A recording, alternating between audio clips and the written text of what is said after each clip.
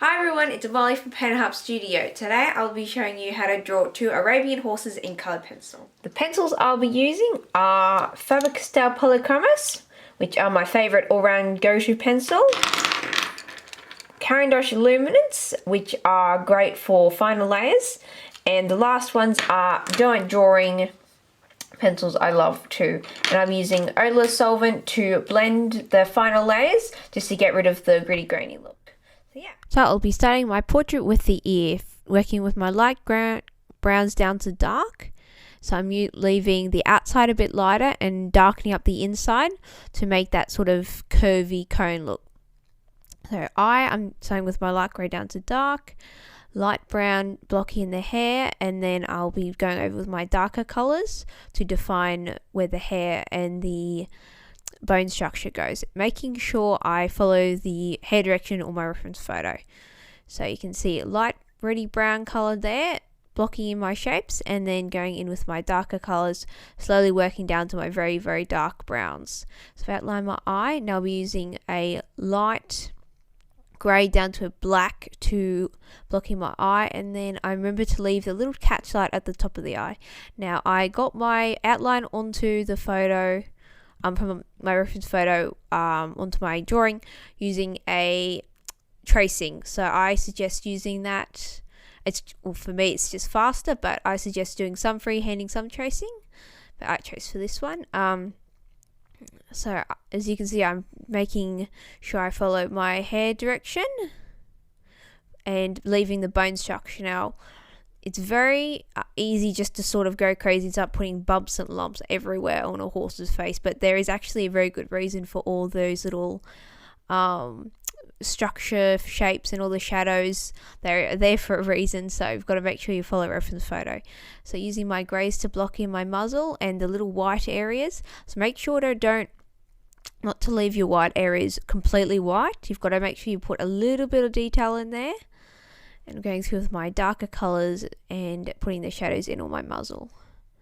And as you can see, as on the little pinky bit on the muzzle, so any white bit on the face that goes down to the muzzle, it always turns pink.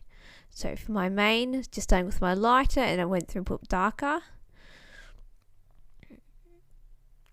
So I'm blocking in my neck now. So I'm starting with my light colour and working through to my shadows.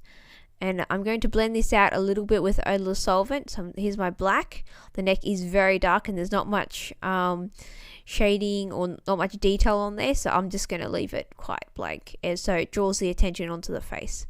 So I'm making sure to follow where my clumps and clusters are on the hair.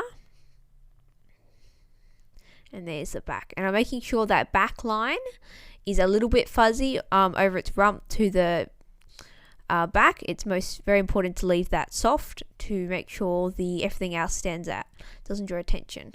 So starting with my grey, I'm going to start with my light and then working down to my darker greys and a little bit of blue to add colour to the grey.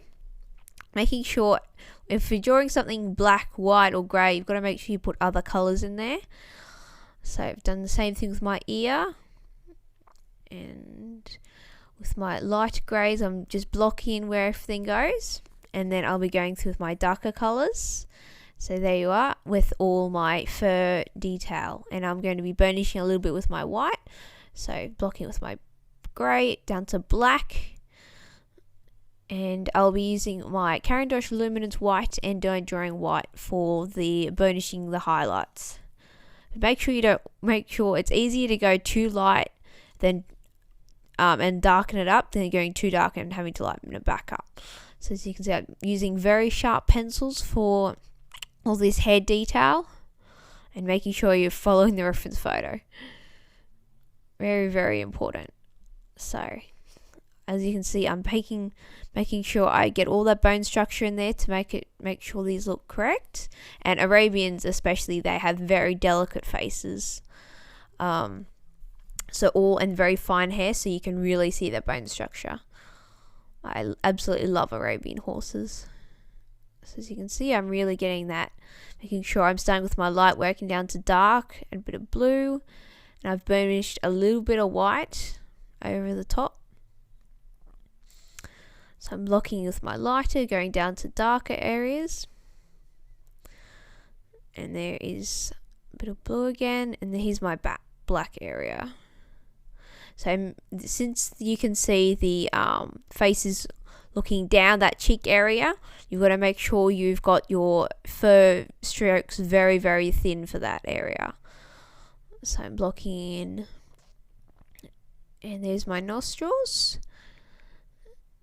And always got to trust your reference photo. It's very important. Sometimes you think, I know exactly how a horse nose looks like, but you've got to look at your reference photo or it does not look correct.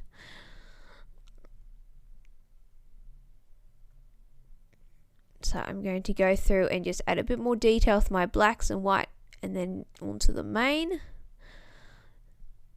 So there is my mane. I'm